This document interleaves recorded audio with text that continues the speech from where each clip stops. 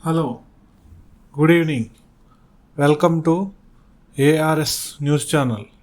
పెద్ద డేంజరే. రాయచోటి ఉగ్రవాదుల అరెస్ట్ కేసులో బిగ్ అప్డేట్.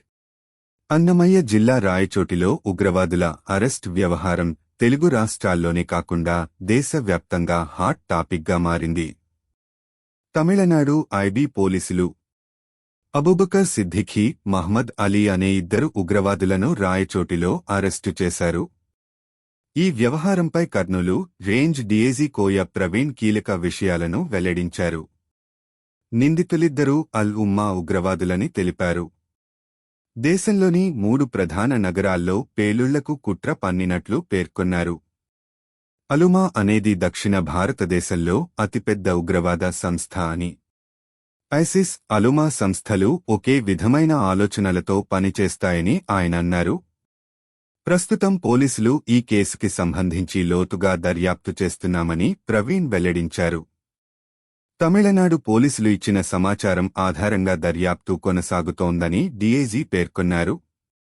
రాయచోటిలో నిందితులకు సహకరిస్తున్న వారి గురించి విచారణ చేస్తున్నామని చెప్పారు. దాదాపు 50 ఐఈడీలు, పేలుడు పదార్థాలు తయారు చేసేందుకు కావాల్సిన సామాగ్రిని స్వాధీనం చేసుకున్నామని తెలిపారు. అలానే రాయచోటిలో కొత్త వారిని చేర్చుకుని వారికి శిక్షణ ఇచ్చినట్లు వచ్చిన ఇప్పటివరకు నిర్ధారణ కాలేదని ఆయన స్పష్టం చేశారు.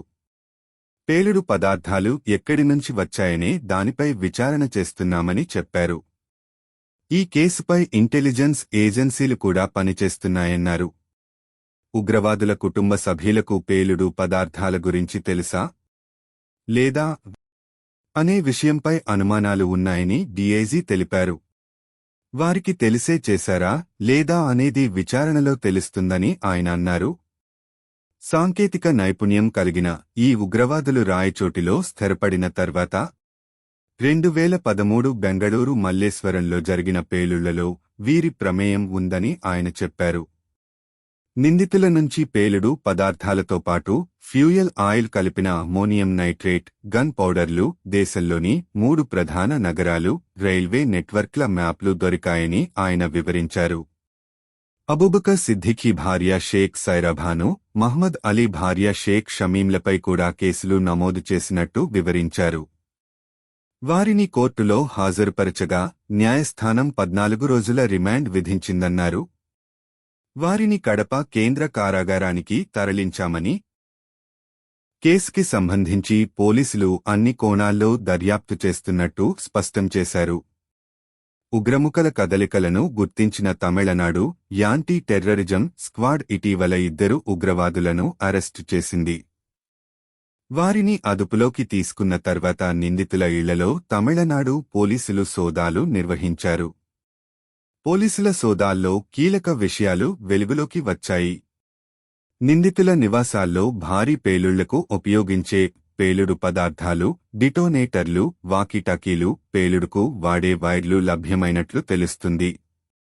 పట్టుబడిన 2 ఉగ్రవాదులలో ఒకరు అబూబకర్ సిద్దిక్, మహమ్మద్ అలీగా తమిళనాడు పోలీసులు గుర్తించారు. అయితే వీరు తమిళనాడులో మారు పేర్లతో తిరుగుతున్నట్టు పోలీసులు గుర్తించారు. అక్కడ అబూబకర్ సిద్దిక్ తన పేరును అలియాస్ నాగూర్గా, మహమ్మద్ అలీ తన పేరును మేళపలయంగా చెప్పుకొని తిరుగుతున్నట్టు పోలీసులు పసిగట్టారు. వీరు అప్పట్లో కోయంబత్తూరులో అద్వానీని చంపడానికి కుట్ర పన్నారు. తాజాగా తమిళనాడు పోలీసులు ఐబీ అధికారుల సహకారంతో వీరిని ఎట్టకేలకు పట్టుకున్నారు.